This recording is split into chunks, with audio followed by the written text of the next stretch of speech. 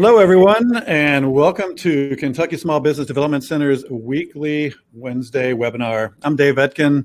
I'm the director here of the SBDC Center in Louisville, Kentucky. So if it's your first time joining me, welcome. Or if it's your 100th time joining me, thank you again for joining again. Always glad to see you. As I see a lot of you guys just starting to come in and get settled, I'll give everybody a minute to join. But before we get started today, I'd like to take a few minutes to share some information about the Kentucky Small Business Development Center program. As the only statewide nationally accredited program that provides entrepreneurial and business development services, the Kentucky SBDC plays a vital role in Kentucky's economic development by assisting entrepreneurs at every stage of their business life cycle. For almost 40 years, the Kentucky SBDC has assisted emerging and growing businesses by providing professional expertise, tools, and information necessary to make sound business decisions in a complex and ever-changing marketplace. We do this at no cost to our clients, thanks to the U.S. Small Business Development Administration, who co-sponsors our program, which is then administered by the University of Kentucky, who partners with regional universities, colleges, and local economic development agencies. We're also part of a national network, America's SBDC, with over 1,000 centers across the nation. To learn more, visit KentuckySBDC.com. There you'll find additional resources to help start, fund, and grow your business. And to request personal assistance, email us at info@KentuckySBDC.com or just give us a call at 1-888-475-7232. And if you look to the right of your screen, you'll find the chat feature. If you have any questions for our presenter, you can post them here and we'll answer them at the end of the presentation. And just to test that everything's working and you can hear me loud and clear, do me a favor, say hello and tell me where you're joining us from. Hello, Craig. Good to see you. Linda, Christy's showing up. Good to see you, Christy. Yeah, there's a lot of you guys kind of joining today. Again, I'm Dave Etkin. I'm the director here in Louisville, one of 13 centers throughout the Commonwealth of Kentucky. And just so you know, I'll send you a recording of today's webinar later on this afternoon. Today, we have a super special guest, and I'm so happy to have him today.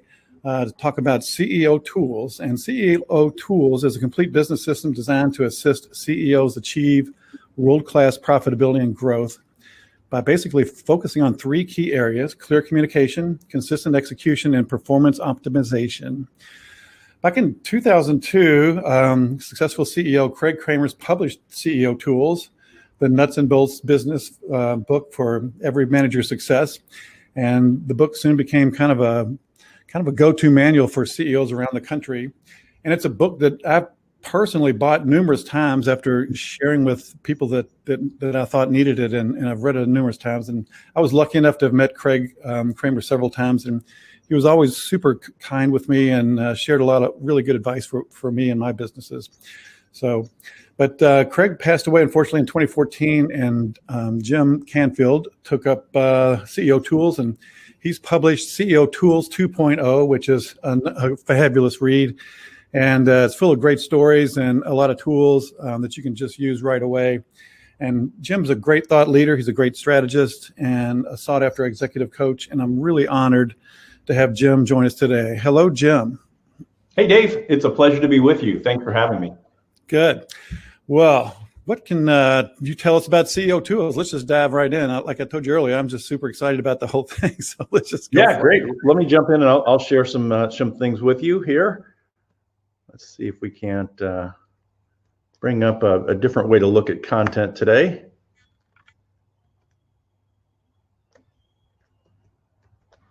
All right. Well, so I started my first business I was 20 years old. My brother was 24. We started a trucking company. We started that day with one truck. And our big goal that day was to get that one truck outloaded and the next day get it backloaded. And it worked. And then we had that feeling of, oh my gosh, we've got to do that for the rest of our lives times the number of trucks. Business grew fast. Within 3 years, we had 150 trucks, 250 employees, 17 terminal locations around the American Southeast. We grew that company to 10 million and sold it in about year 5. I went on to found another company in the investment banking world. We were an institutional investment firm and we worked with credit unions. Ended up building the largest firm working with credit unions off Wall Street in my hometown of Memphis, Tennessee. We sold that company to First Union Bank. And at that point, I started to coach other CEOs, both individually and in groups. I went on to be an executive in a company called Vistage, where I taught 750 other people how to lead groups of CEOs and coach them to the highest possible levels of performance. In my quest to help companies and CEOs, I was constantly confronting the question, what is it that has some companies grow and continue to grow while others get stuck? See, some would hit ceilings, others hit constraints, others shrank. I started to study these companies. Listen to these statistics as you think about growing your company. There are 15 million companies in the United States and North America and Canada. 15 million companies. That means 15 million people woke up with the same kind of thoughts we had this morning. How do I build, run, lead, manage, grow, maybe even save this company? There were certainly mornings my brother and I looked at each other and said, how can we pull this out of the fire one more time? Just please give us one more shot. And I'm certain, since the events we've all confronted about this time last year, there are more than a few companies who woke up this morning just trying to figure out how to stay in the game. Listen to this. Out of those 15 million companies, 1 in 10, 1.5 million, will ever make it above 1 million in sales and 10 employees. 1 in 10. 1 in 100 will make it above 10 million in sales and about 25 employees. And 1 in 1,000 will make it above 100 million. Look at the odds that are against us as business leaders building our companies. What I like to do in our short time together is share as many tools, tips, techniques as I can on how I've learned to build businesses, lead companies, and what I've learned from dozens of other successful CEOs as they've done the same. Dave alluded to this. There are 3 fundamental principles that I believe every CEO must master. The first is effectively communicate. How do we get our message across to the people who work with and for us in a way that can keep them engaged to help us accomplish what we want? Execute. How do we take those plans and turn them into action that deliver the results we're looking for? And then optimize. For me, optimization is how do we keep it going? Look, if you're like me as a CEO, you're great at starting things. But how do we keep it going so that we finish strong to deliver those final goals and objectives we've laid out? And then that brings us back to communicate. How do we reset the message, execute again, and ongoing deliver those great results? Let me share a few ideas with you about how I've done it and how I've seen others do it. Let's start with communication. Every person in your organization wants to know the answer to 3 questions. Where are we going? How am I doing? And what can I do to help make things better around here? That where are we going? I'm going to focus on a couple of tools to do that. I'm going to talk about how we give people ongoing feedback about their contribution to the business. But that last one I want to touch on for 1 second. That question, how can I help make things better around here? Boy, I wish I could tell you they ask it that way, but they rarely do. It comes in the form of suggestions, ideas, maybe even complaints, sometimes even criticism. And I would tell you, we've got to be open to these ideas and this criticism. I think it's one of the biggest things that I see CEOs do is shut down and stop listening. Let's talk about this first question, where are we headed? Inside of where are we headed, there are 3 fundamental questions that have to be answered and statements that have to be made. In fact, if you don't get anything else from me this morning, get this. The one message that every leader must deliver throughout the year is, this is where we're going, this is how we're going to get there, and this is what we're tracking on an ongoing and regular basis to see if we're on track or off track. And that same message, if we can get that message across over and over, we can get people to align behind us to deliver the results we're looking for. Where are we headed? How are we going to get there? And what are we tracking to know when we're on and off track? The fundamental message that I see in every successful company that I work with is an ongoing cadence of communication, a way of delivering that message of where are we headed, how we're going to get there, and what we're tracking. on a regular basis so that people know when, where, and how the information they need to understand how the company's doing at any given moment. We're going to set that big picture, that where we're headed, how we're going to get there. Every quarter, we're going to come back and review that. We're going to say, okay, here's where we've gone, here's how we're doing so far, versus here's how we said we were going to do. This creates trust when we give people an ongoing and honest assessment of how the company's doing, the state of the business at any given time. Every month, we want to dig into metrics in detail. This is that, where are we headed? What are we tracking to know when we're on and off track? I call it course correction. By the way, I believe it's one of the most fundamental and important responsibilities that we have as leaders is course correction. Knowing if we're on track, how do we stay ahead? And if we're off track, how do we get back on track? I travel quite a bit in normal circumstances, usually as many as 100 to 150 cities a year. And you've all traveled. You know that airline magazine in front of you. If we rifle to the back of it, there's a very familiar map, isn't there? That map that connects all the cities that the airline flies to. How about you remember the same characteristic that I see every time? Straight lines between every one of those cities. Let me just assure you, that's the only route I'm certain we never take. See, I'll step onto a plane in the first few minutes, the pilot's saying, hey, we're going to swing a little further north than we usually do because of traffic in the area. And then we're going to swing a little south because of some thunderstorms. And we're probably going to land from the north because it looks like we're a little backed up in the airport that we have, is our destination. See, but what's that pilot doing the whole time?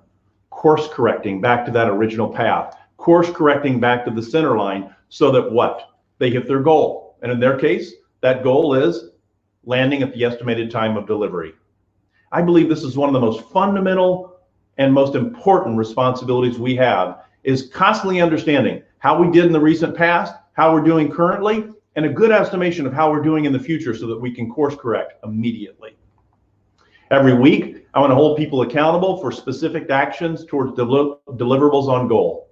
Simply put, are we doing the things day by day that deliver the week? And are those weeks rolling up to equal the month, which in turn will deliver the quarter? And every day, there's a focus on daily leadership. If I follow this fundamental cadence and get down to daily leadership, I think the best leaders ask themselves two questions every morning. Number one, is there a message that my team or my organization needs to hear from me today? Is there a message that my team or the whole organization need to hear from me today? And number two, what kind of leader does my organization need from me today? More of a leader, where I set the direction, more of a manager, where I set the actions, or more of a doer, where I'm involved in making it happen? There's no right or wrong answer. In fact, I believe we each spend a percentage of our day in those three categories: leading, managing, and doing. The question is, how intentionally did you do it? If you follow this cadence, you'll find that you're delivering the message that your organization needs to hear to understand where you're headed. Now, the other tool we use around this is called the one-page business plan. And it literally, if you'll see it, the illustration here, it is literally a single sheet of paper. On this plan, everything that the organization needs to know is included. On the far left, the yellow column, well, that's mission and vision and values. This emphasizes who we are as a company, what we praise, what we punish, what's important to us, what is this culture that we've built and we maintain. Next column over, those are our strategies. No more than 5 strategies. And let me give you a little cheat sheet I use when I help companies develop strategies. I'm looking for one strategy that's around financial results. How do we get higher revenues, greater margins, better profitability, maybe even overall valuation improvement? I'm looking for one strategy around our customers. How do we improve our customer experience? How do we have customers buy more from us in the future? And how do we easily attract the customers we need and want to buy from us? One strategy I'm looking for is around people. How do we improve our employer brand, our employee experience? Fundamentally, how do we attract the people we need, develop them when we have them, and retain them as long as we can? I'm looking for one strategy around operational excellence. How do we get better at what we do? How do we deliver better results in the future than we do now? And the underlying pattern I'm looking for are processes and systems of continuous improvement, where small incremental improvements over time add up to big changes in results in the future. And the last strategy I look for is a wild card growth strategy. What's a different way that we could go to market? A different business model we might adopt? How do we know that what we're doing currently will serve us in the future? How do we create the future we need and want? I've worked with companies. I've done about 24 of these strategic plans at the end of last year and the beginning of this year. And in this case, we did things like geographic expansion strategies. We looked at industry expansion, where they were particularly strong in one industry and now they're edging out into coincident or adjunct industries. We did business model changes and sometimes market changes. Next column over, these are our tactics. That's how we know what we're going to do. If strategies are directional objectives that last over the next few years, tactics are time bound to this next 12 months.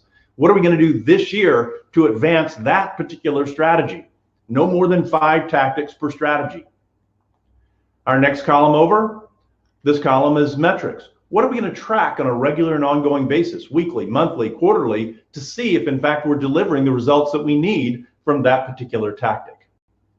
And the next column over, well, these are goals. If I do enough of that, when do I win? How do I know when we win? And then the last column on this one-page plan is an owner. We will not assign a metric unless we have one person who's assigned to watch that metric and is responsible for reporting on it on a regular basis. So you can see each one of these elements is tied together. Strategies linked to tactics, tactics linked to metrics, metrics tied to the goals with an overriding owner who's keeping track of whether we're on track or off track. Down at the bottom, we've got a place for a big audacious goal. I like every company that I work with to have something really big that they're striving to accomplish. Something that's so big that incremental improvement will not get you there. In fact, it forces the organization to say, how would we even do that? Because if I can get an organization continually asking that question, how do we even do that? How can we do that? What do we have to know, learn, or do differently in the future to accomplish that? We'll create a perpetual learning organization, and those organizations always win. Last, the bottom right, are key customer impacting positions. What are the handful of roles in your organization that have the power to create a customer for life or someone who will never do business with us again? They can create a customer for life or someone who will never do business with us again. I got this working with FedEx. FedEx is one of the best run companies in the world, in my estimation, with one of the world's greatest CEOs, Fred Smith. They found when they asked their prospective customers what the most important characteristic was when they chose a parcel or package delivery company, the answer was, do I know, like, and trust the person who picks up and delivers at my office or warehouse? See, they were reminded of what we need to remind ourselves of over and over. We have a handful of people who, just by their regular interaction, directly or indirectly with our customers, have the ability to create a customer for life or someone who will never work with us again. Who are those roles? And how are we hiring for that? Are we training and onboarding for that? And are we rewarding that? Or are we hiring people who are good at picking up boxes, counting how many they pick up and rewarding that, because those might be mutually exclusive. Once that one-page plan is created, that sets the direction for the year. Now we break it down to quarters. Look, people say I have a preoccupation with quarters. Some even call it an obsession. I'm guilty, but here's why. For years and years and years, I ran my business like most people, month to month to month to month. 12 times a year, I set goals and objectives. I would push people in my organization to accomplish them. 30 days later, we'd set new goals and objectives, and we'd do it again, and the next month again and again. The other thing as leaders we do every month, by default or by design, we decide, are we investing in the company right now? I found that those investments mostly fall into 4 categories. People, far and away number 1. 2, capital expenditures, 3, any investments in customer acquisition. And 4, technology. I was terrible at it. Why? Because I had to know how we did in the recent past, how we were doing currently, and I had to speculate how we were going to do next. It was tough. Sometimes I thought we were going to go up and we went down, or I thought we were going to go down and we went up. Sometimes I got that trajectory right, only to wait too long to be sure and miss some of the opportunity. One year I just stopped doing it. I divided the business up into quarters, 4 times a year instead of 12. We set all our goals and objectives over those 90-day horizons. And I developed one of my most famous mantras. See, my team would hear every quarter, manage the quarter, measure the month. Manage the quarter, measure the month. What was I saying? We're going to set our goals over these 90-day horizons, and then the months became what? Milestones along the way that told us, are we on track or off track? And that guided our decision about whether to invest. My team also heard a different message from that day forward. And this is the one they heard. Every quarter is a 13-week race. Every quarter is a 13-week race. We've only got 13 weeks. If we're 3 weeks into the quarter, they're going to hear me say, hey, only 10 weeks left to get it all done, to meet all our commitments. Into the first month, they're going to hear only 8 weeks left to deliver all we committed to. If there's 1 month left, they're more likely to hear me say only 4 weeks left. 3, 2. I want this feeling of the sand running through the hourglass. The clock is ticking. The fruit's going bad on the produce stand. We got to get it done now. See, I think one of our biggest responsibilities as a leader is to set and maintain a sense of urgency. Create and maintain a sense of urgency. I couldn't do it 12 times a year. It just rolls around too fast. But I could do it 4 times a year. I could do it over those longer 90-day horizons, hard stop, and then a new reset to the next quarter. This is the tool that allowed me to do it. It's called the Quarterly Priority Manager. It's deceptively simple. 3 columns, 5 rows, but I can tell you the application of this very simple tool improved the alignment and performance of my team better than anything else I did. I set my priorities along with the rest of my team. These are individual priorities, not for the organization. I want to know what every one of my team is working on. We review them in a group setting where everyone in the room shares out their priorities with the rest of the team members. This creates collaboration and cohesion like nothing I've ever seen. See, frankly, before we started sharing it out, I was really the only one who knew what everybody was working on. Because I was meeting with them on a one-on-one basis and they were sharing it with me, I made this huge assumption that because I knew, everyone knew. Guess what? They don't. But once we started sharing out in a group setting, they did. Then we go out and make it happen. At the end of the quarter, we come back to the center column and we hold ourselves accountable. Did we get it done or not?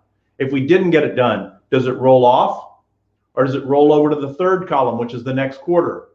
If it rolls over, does it go up because it's more urgent or down because we've lost some energy around it, or maybe it's rolling to the end? I'm okay either way. I just want to know.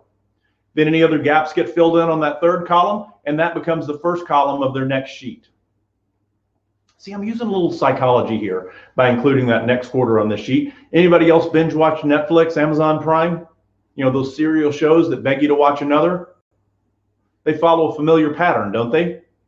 You get the teaser. Hey, got to watch the show. It's really going to be great. Here's the things that are going to happen on it. Then you get the show, and at the end, what do you get? Hey, Jim, I know it's 1 a.m. and you really should go to sleep, but look what's going to happen next. I want the same thing here. Here's what we said we're going to do. Here's what we did. And here's how we're launching into the next quarter. Launching into the next quarter. See, I think too often we limp into the next quarter if you even notice one started. Let me hold you accountable here. A couple of days ago, it was April 1st. Brand new quarter, second quarter started.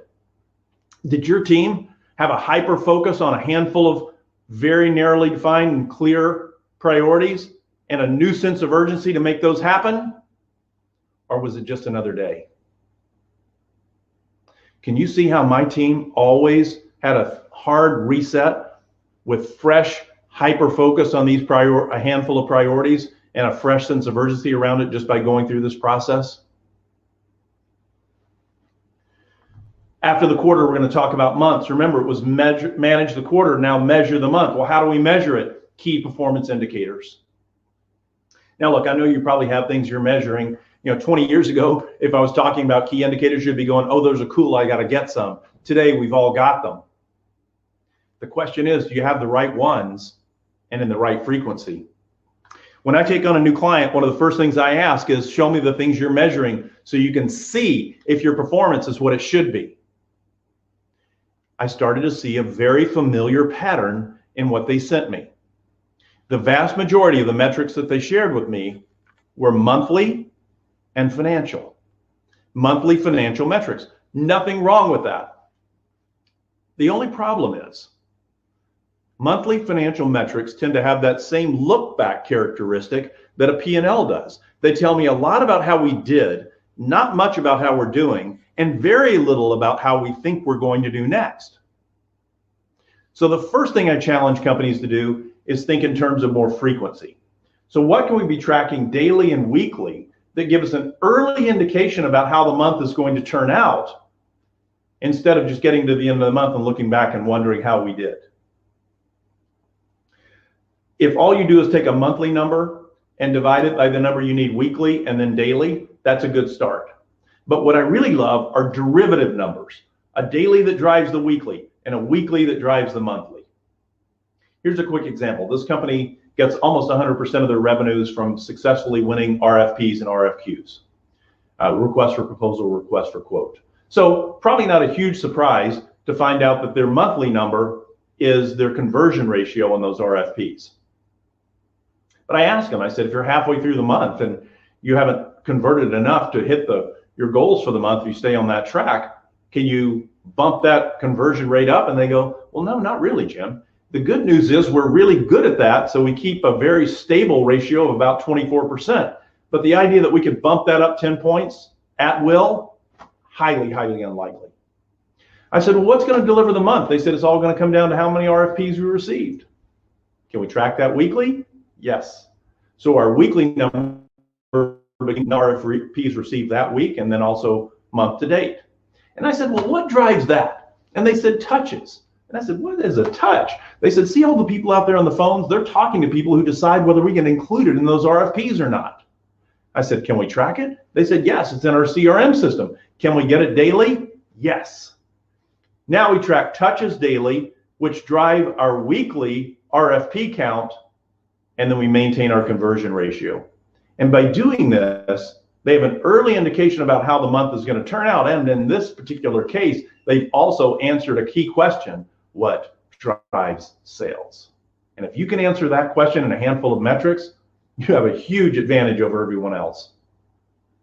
Then we get across to operations. Operational metrics, I'm tracking effectiveness and efficiency.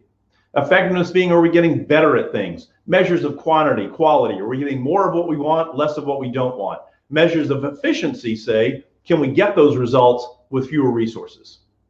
I like to look at things like total revenue to total headcount, or total revenue to total operating expenses. Both measures of how our margins might change as revenues change. Measures of efficiency. Next column over, well, that's our people. Are they engaged? Are they satisfied? Are they aligned with us?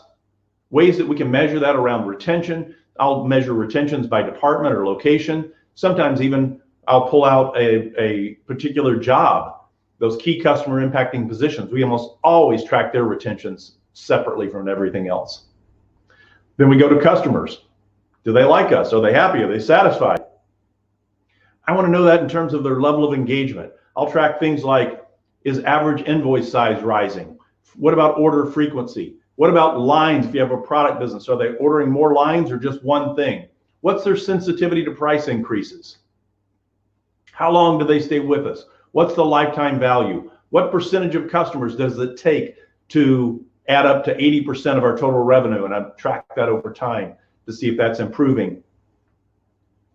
Then the last column over is other. Other is where we're tracking things that happen outside of the business that have a direct impact in the future of what happens with our business. Here's one of my favorites. If you saw this company, you would know they're a construction company, but what you would know when you dig a little deeper is they do hotel renovations. So what do they track? Occupancy rates. See, what they tell me is below 80% occupancy, highly unlikely a property is going to enter into a major renovation project, but the higher above 80 it goes, the more likely they are. So they track occupancy rates in every market that they're in. They track downtown versus suburban because those can be different.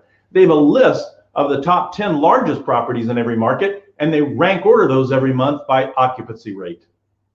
Now, just knowing that little bit of information, how much better do you think their marketing efforts are than their competitors generally out there looking for new business? Much better, much more focused, much more targeted, much better results. Finding those outside numbers. I have a business that I work with that does HVAC systems for large office buildings. We track the commercial building index. I like it when they're publicly available and readily and easy to get, and we can get some history on them. So if I have all these metrics laid out, I now have a dashboard that I can look at that give me an indication about how we're doing, how we did, and a really good indication about where we're headed from here. And this is what I use on a regular basis to create those course corrections I talked about. Now, there's another tool that I use very faithfully for many, many years. And I would tell you that I at least as judged by feedback from the people who worked with and for me, this was the most powerful tool I used. The CEO leadership letter. This was a simple letter that held us accountable for past results, celebrated some of the people who had helped us along the way, and gave an indication about where we're headed next. 4 short paragraphs, but I can tell you it didn't start out that way. I was on about my 3rd or 4th letter after committing to write these for a year, and I almost stopped. I was staring at a blank sheet of paper with nothing in my head to write. See, at that time, I thought I needed to turn out a literary masterpiece on leadership, and it was just too hard. That's when I developed the template I'm going to share with you today, and I wrote this letter in this template form for the next 10 years, every month. Here's what it looks like. First paragraph, last month. What did we say was going to happen last month? What actually happened? See, this holds us accountable. It's the number one thing I hear when I talk to employees inside of an organization. They just don't get enough feedback about what happened, how we did, and learning to be transparent about not only cheerleading the successes, but sharing some challenges so people know what they can help us with.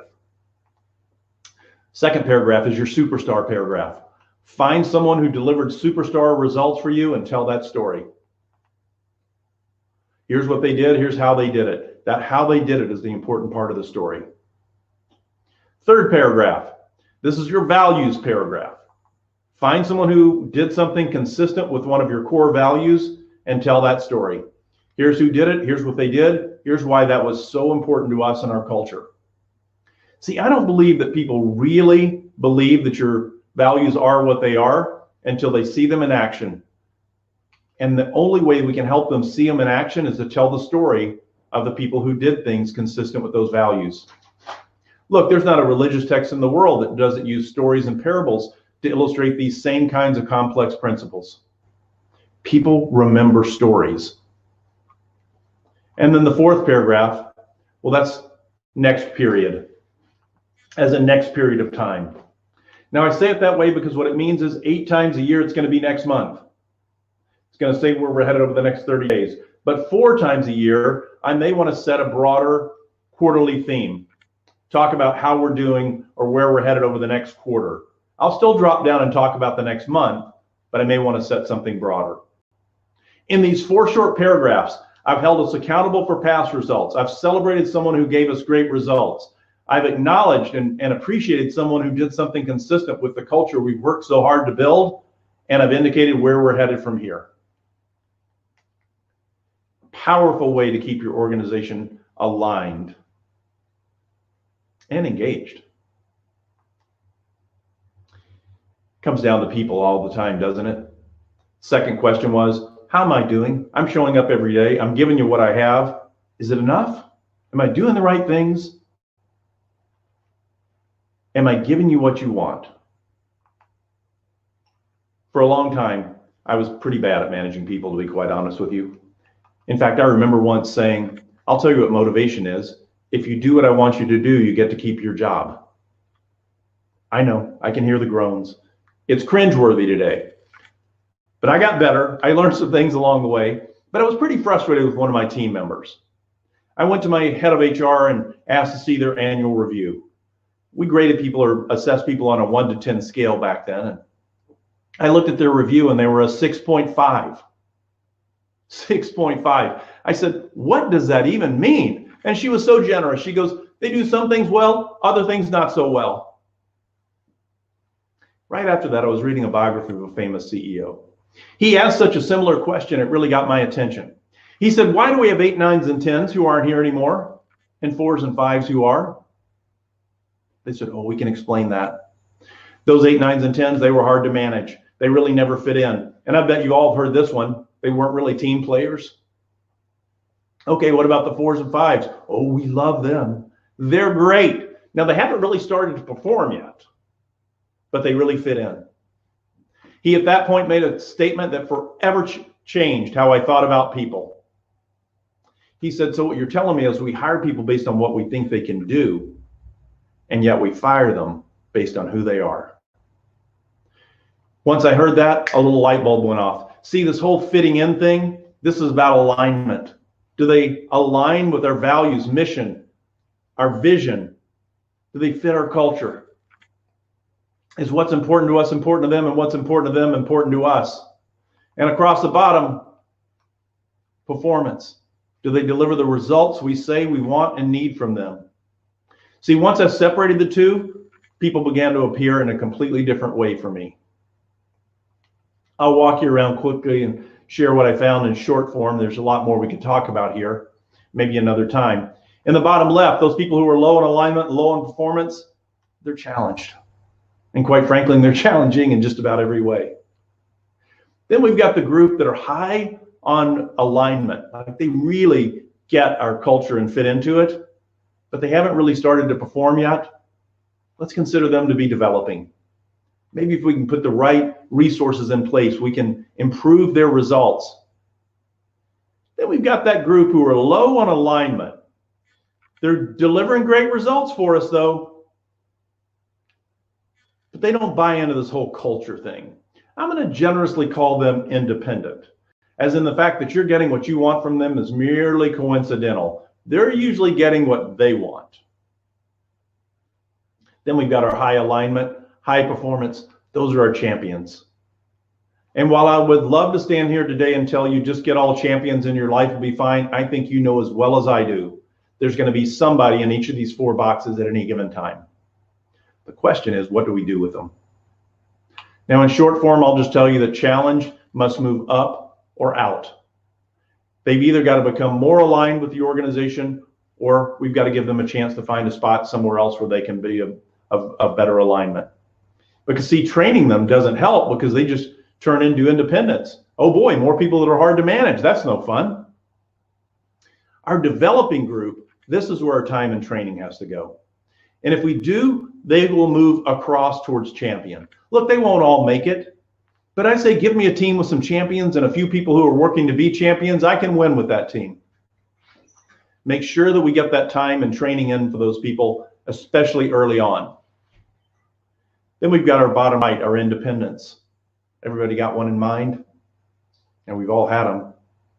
Maybe you've got one now. My non-politically correct label for them? Terrorists. Because they hold me hostage. They hold me hostage for their good results. Just ignore all my bad behaviors and the impact that it's having on the rest of the organization, and I'll keep giving you these good results that you want. I want you to remember, oftentimes as a leader, we are judged by what we accept. And if we accept that, it makes it awfully difficult to tell everyone else in the organization how important alignment is if we're ignoring a few people just because of their results. With that group, we've got to give them the 3 things they need to do to become more aligned. And then if there's a consequence to not doing it, we've got to lay it out. With our champions, with them, we've got to give them ongoing feedback in the form of rewards, recognition, and appreciation. Rewards, recognition, and appreciation. Because see, with champions, they leave because they get a better offer somewhere else. Now, for years and years and years, whenever a champion left, I had the same formula. You probably do too. What do we do to keep them? Money, right? No, ever notice how it hardly ever works? In fact, what they would say is, no, Jim, it's not about the money. See, this is a better opportunity or a bigger challenge. Better opportunity or bigger challenge. For years, I believed it until I realized they were speaking in code. And when I translated that code, what I heard was, I didn't get the recognition from you I thought I deserved. I'm going to go find it somewhere else. Let me put some facts behind that. In 2019, one of the world's largest HR consulting companies, the O.C. Tanner Company, did a survey of people who were good performers who voluntarily left their jobs. They wanted to know why. 85% of those surveyed said, I left because I didn't get the recognition and appreciation I thought I deserved for the contribution that I made. 85%. Pay was third. It wasn't even close. Out of the 85%, almost 60% said, I didn't get one word, not one word of recognition in the last 12 months I was there. Make sure, while everyone in your organization should get recognition, make sure that your champions are getting it on a regular and ongoing basis. One of the tools we use to help people get ongoing feedback is our coaching tool. Again, a very simple tool. All we do here is take the person's name, and this is not a performance improvement tool. This is a high performance coaching tool. In fact, start with your very top performers. What we want to do is in that first column, what are the three things that if this person improved in these three areas, their results wouldn't go up just incrementally, they would go up exponentially. Then what's the plan of action for each of those three things? And then what are we going to measure and by when to see if those results have improved? Using this tool with every one of my team members, top to bottom, improved their performance across the board. This became the topic of our monthly coaching conversation. Yes, I had other meetings that I had with each one of these team members, but I had one meeting that was specifically focused on these particular actions. What's working? What's not? What support or resources do you need from me? What are you going to do next? That was the gist of my conversation. And the improvement that occurred in my team members was very dramatic. Now we get down to the last question. How can I help make things better around here? I used a very simple tool. In fact, it was a cheat sheet, something that I used as a reminder. It wasn't uncommon if you walked into my office to see a sticky note on my computer or maybe a note on my whiteboard. If you work for me, you might even show up to your office and see one on your door to remind you of this particular concept, W4C. W4C is a cheat sheet that reminds me to walk the four corners. Walk the four corners, whether that's physically or virtually. It means connect with the people inside of my organization, the ones who are really doing the work, the ones who are making it happen, and ask them, what could we be doing better? What could we be doing differently? How could we change to improve things around here? What is it you see from your place in your organization that you would think that I probably would never see from my spot that we could be doing more of, less of, or differently? Maybe even something we should stop doing altogether. One of the largest companies I studied for the book is called the Danaher Company. They require every one of their supervisors. This is a $20 billion company with 26 operating units. And they require every supervisor to ask every person working for them the same question every week. If our goal was for you to do your job better today than yesterday and better tomorrow than today, what would we have you do differently? They feed those responses up to managers who look for best practices that they can ask upper management to fund in the form of process and system improvements, continuous improvement over time. Pretty simple process, but how well does it work for them?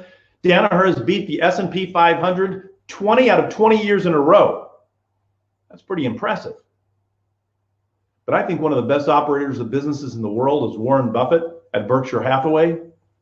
Danaher is one of only 5 companies in the world who have beat Berkshire's results 10 out of 10 years in a row.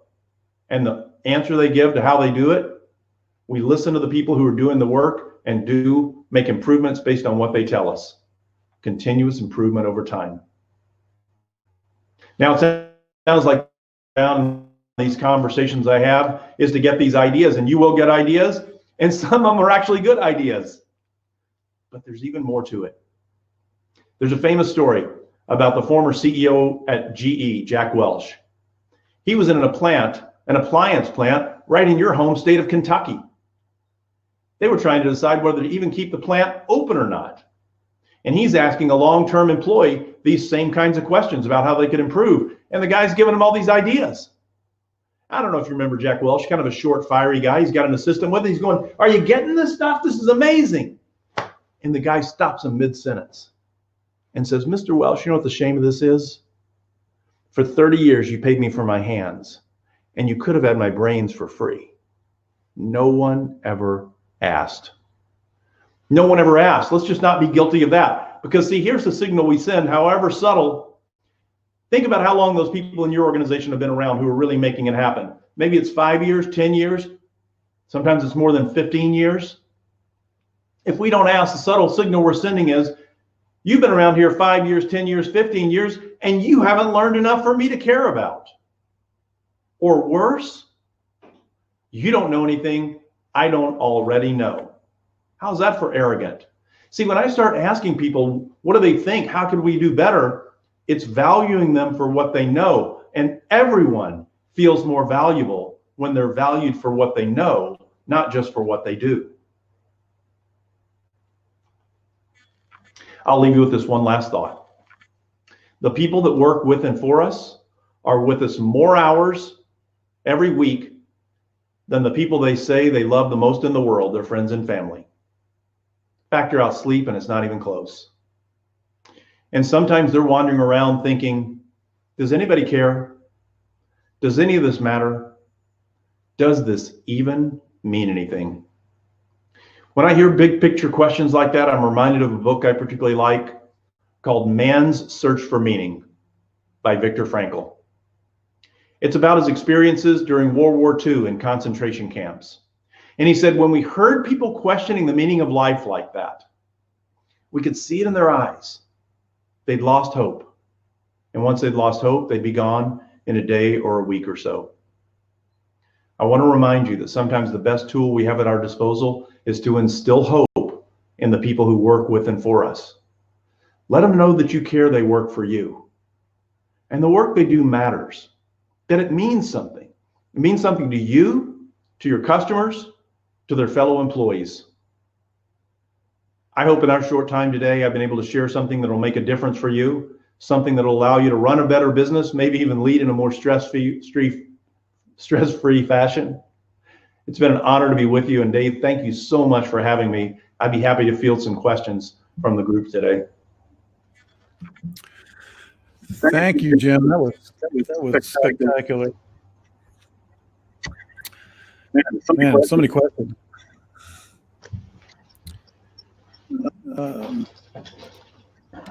So if you have any questions out there, just go ahead and put them in the chat. I'd be happy to ask them. But I do have one question, Jim, and this is kind of getting down into the weeds a little bit. But yeah.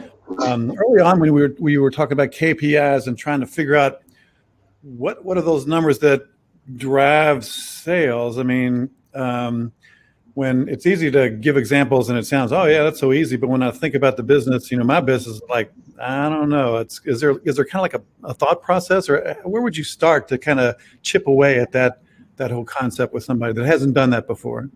Yeah, it's a great question. So I always ask first, what goal or outcome would spell success for you? How much of something, how many of something, what outcome are we going for? And normally people can come up with something that will fit that bill, Dave. And then I say, okay, what drives that? What do we have to do to make that happen? And then I just walk it back. What do we have to do to make that happen? What do we have to do to make that happen? And the idea is to look for the beginning of the process. Where does it start? What do we need to get more of? How would we improve that? I have a process management tool called the fishbone diagram, created a few years back. And it tracks all the things we do and what potential customer would do, and we can look at where we can improve along the way. And that usually gets us to the metric. And then obviously what we really want out of a metric is to tell us where we can improve so that the metric improved. So I think the two go hand in hand, looking at the process, looking at the metrics along the way that drive those outcomes. Nice. You've covered a ton of stuff, and if you read Jim's book, and I highly recommend that you do, there's kind of like seven pieces to the book. And where would you start? What's the first thing that you would do for somebody that wants to kind of jump into this? Yeah, it can seem like a lot, but what I always say, start where you are as you can start nowhere else, right? And I think it all starts with setting direction, being really clear about what it is you want to accomplish and the direction you're going to go to get there. And that one-page business plan is somewhat the foundation for that.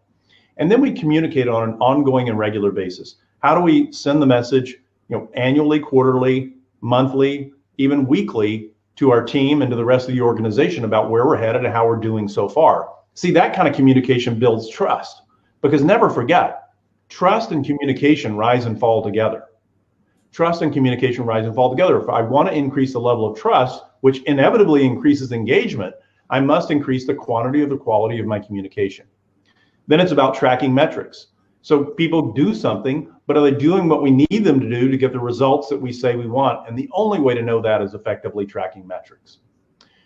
After that, we look at people. Do we have the right people on our team, and are we coaching them to the highest levels of performance? After that, Dave, I like to look at processes and systems. How do we develop processes and systems that deliver reliable results over time instead of just depending on a few good people who know what to do? Mm-hmm. And then last is celebrate successes.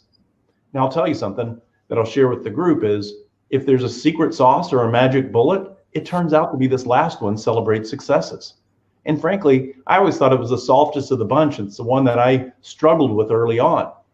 But what I saw over and over in the case study companies was their focus on this celebrate successes as a way to drive future results. In fact, one of the case study CEOs from the book described it this way. He says, Jim, the first 6 steps, well, that's the engine that drives our results. That's how we get done what we get done. But that 7th, celebrate successes, that's the fuel for the engine. See, if we keep fueling the engine with those successes, and we celebrate people who have delivered great results and people who are highly aligned, they'll do more of it. Nice. Let's see here. Rhonda says, thought I'd let you know this. What a privilege to be able to listen to you, Jim. Awesome presentation. She really likes that. So Denise says, it's so hard to get out of the. Here's what I'd like to do. How do you recommend making that transition? Yeah, so I'm going to describe employee mode as doing. So remember the hierarchy. Lead, I describe leading as I set the direction, other people figure out what to do to get us there. Manage, I set the direction and I tell people what to do to get us there. It's more directive. And then doing, well, I'm actually involved in the doing. And I either did it all or I handed it all off.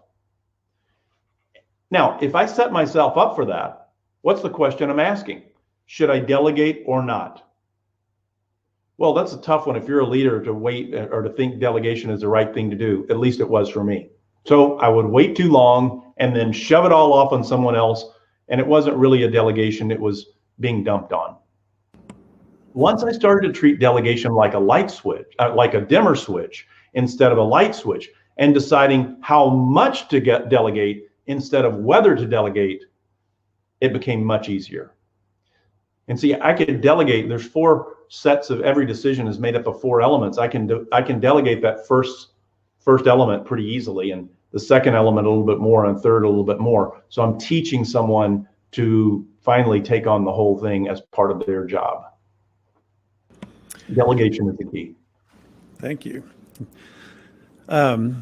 Mary says, what direction do you give HR department to handle employees' complaints? Too often complaints are ignored, and this makes people feel unimportant.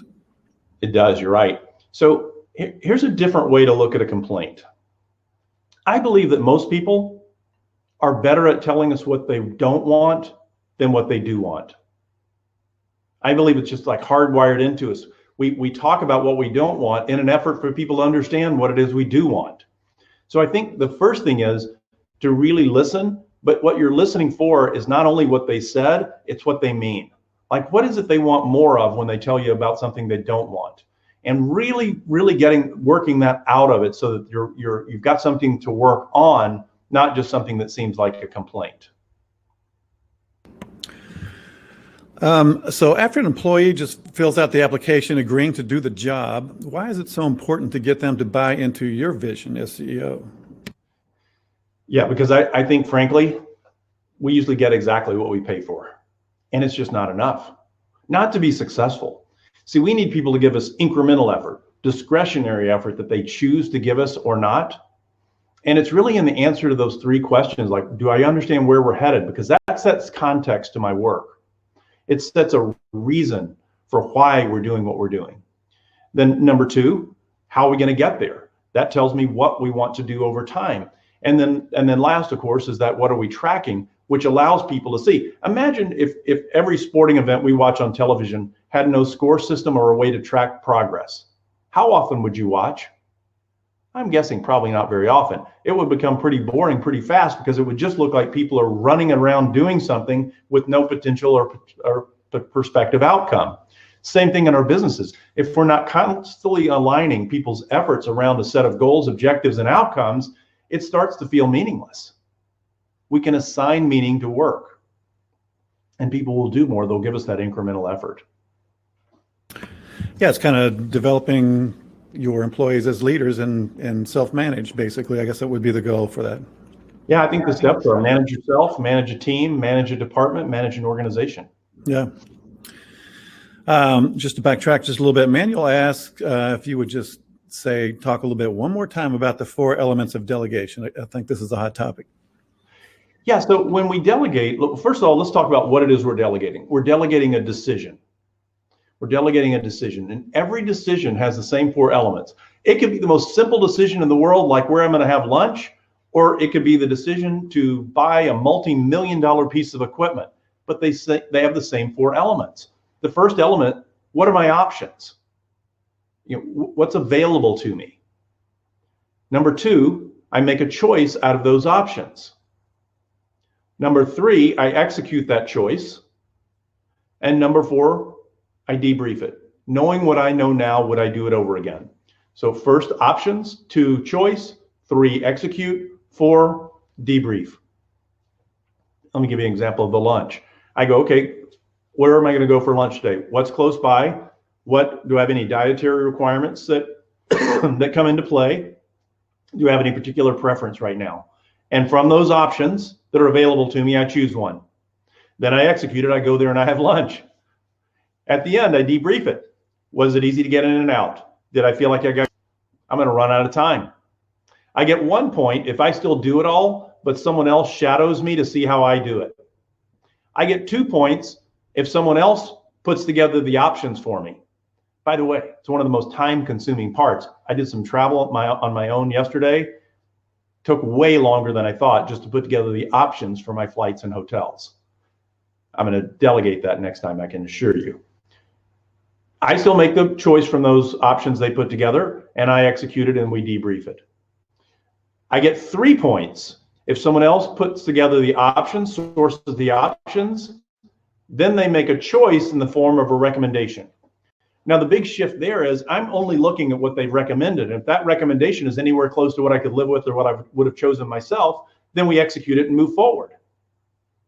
I get 4 points if they source it, choose it, and execute it. My only involvement there is the debrief. What I want to know is, have they learned it well enough to move to step 5, which is they do it all. Now it becomes a part of their job on a regular and ongoing basis. So what you can see in that little 5 steps process is now I'm choosing how much to delegate, not whether to delegate. That is a fabulous way to put that. That is excellent. Thank you. Yeah. So if we have any other questions, better get them in. We're getting close to the end of our time here. I do have a lot of questions about how people can engage with you and access some of these tools and just really be a part of your tribe, basically. Yeah, our website is pretty easy. It's ceotools.com, and you can apply to or send us a note to be a part of our newsletter that we send out on a regular basis, and we can keep you up to speed on new developments inside of CEO Tools. I'm happy to give you my email address, which is jim.canfield@ceotools.com. And Dave, you're welcome to enter that into the chat. And if there's a particular tool or you'd like to engage, help us or have us help you implement any of the tools we've talked about, I can do it myself, and I have a team of coaches that also work with me. And we work with dozens of companies around the U.S., helping them improve their performance and have their people become more aligned and more effective. The stuff that you put out is really top notch, and I've been subscribed to you for quite some time. One of your biggest fans, so I was really stoked that you agreed to even come on board today with us. It's been spectacular. So I really recommend everybody reach out, get involved with the CEO Tools, buy the book, and read the book. It's just fabulous. And yeah, and hey, you don't even have to read it anymore, Dave. I've done the audio book so that you can listen to it as well. I have that as well. I listen to it every day. So please get that. I mean, it's just full of just simple things that really make a big difference. And the first time I read the book, just to rant a little bit, just one of the tools I'd implemented right away just to try it out, and it was just such a drastic positive effect right away, and so almost effortless, if you just start doing some of these things, so yep. Check it out. Dave, the way I look at it, it's a bit like if I was here to talk about building today, we're talking about building a healthy, stronger company. If I was here to talk about building a healthy, stronger body, what's the likelihood I would talk about exercise? How about diet? How about drinking enough water? How about getting enough sleep? Look, we know the basics of this stuff. It doesn't have to be rocket science. Let's just apply the basics on a regular and ongoing basis, and that disciplined approach will dramatically improve your results. Thank you so much, Jim. You'll ask where Manuel wants to know where to purchase the book. Yeah. Amazon for the book or Kindle version, and